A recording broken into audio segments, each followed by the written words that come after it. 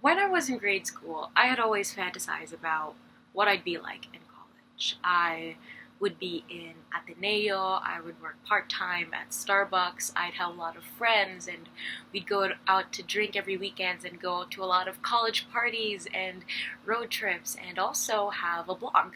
A social justice slash literature commentary slash daily life blog. I'm in college now, but I'm in UST, which I'm still thankful for. I don't work at Starbucks. I don't have the time and the skill to. I don't have that many friends. I don't drink a lot, and the only road trips I go to are trips to library. They're not necessarily bad things, it's just that they're out of my expectations a little bit. Growing up, I always wanted to be a useful, intellectual, intelligent, introspective human being to society.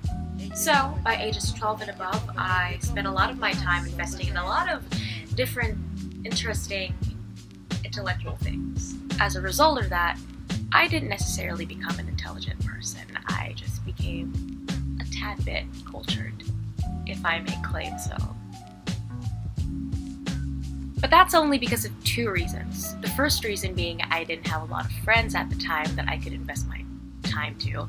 And the second reason is because I had just watched Easy A, and I fell in love with how intellectual Olive Pendergast was, played by Emma Stone. I had just saw Richard Ayoade's Submarine. I had just read Catcher in the Rye, and I had just fallen in love with classic rock and the Beatles.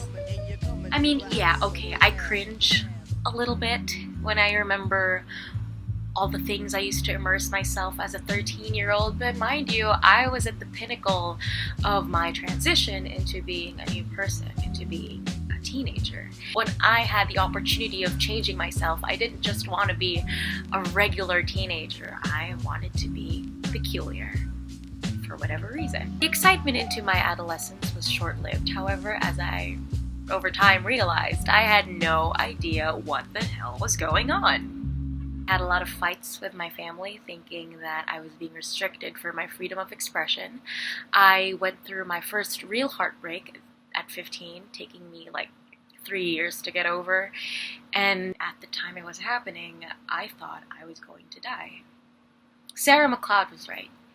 Nothing can beat the sheer agony of being 15 and feeling things for the first time and having no frame of reference to them. It was in this time where I developed unhealthy coping mechanisms, which isn't really something that I want to talk about, but I do want to say that my struggles during these years have helped shape me into who I am now, a young adult. Sarah Macleod, who is a wonderful YouTuber whom I looked up to all these years, mentioned in her recent video that the past is over. The future now begins. I'm almost graduating college, maybe give it a year or less, hopefully. I have better relations with my relatives now. Hopefully that remains too. And I have long moved on from my last heartbreak. And even though that relationship lasted longer than my first heartbreak, I can definitely say, at least this is relevant to me, that no level of torture in any subsequent heartbreak since the first could ever be compared to the first.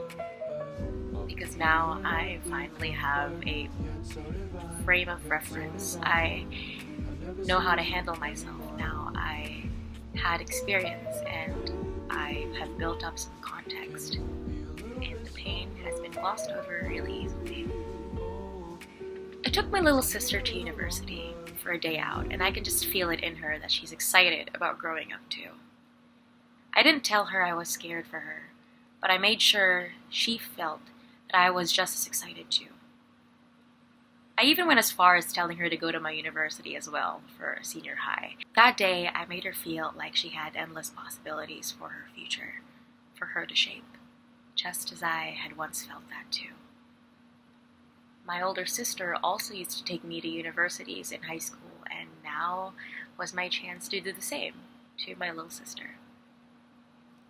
I can only imagine what my little sister's future is going to be like, if her bucket list of college things to achieve will all be crossed out, unlike mine. But that's for the future to hold. And as much as I want to help her out and guide her as to what the right way of growing up is, I don't think it's my place to say. What I can say, however, is that even when I don't want to grow up anymore, I can always be the grown-up for her every time she needs one.